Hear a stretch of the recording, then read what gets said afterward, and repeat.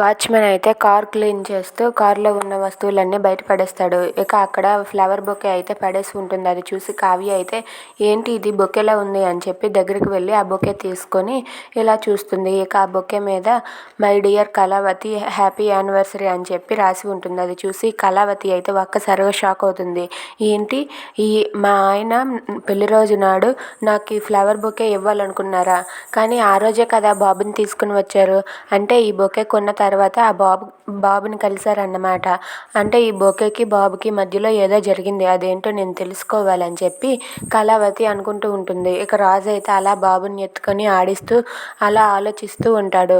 ఇంతలో కావ్య అయితే మా ఆయన నా కోసమే ఇది కొన్నారు, అయినా సరే ఈ బాబు వల్ల ఆగిపోయారు, ఎందుకో ఏంటో నేను తెలుసుకునే తీరుతానని చెప్పి కావ్య ఆ ఫ్లవర్ బొకే పట్టుకొని ఇంట్లోనికి వెళ్తుంది.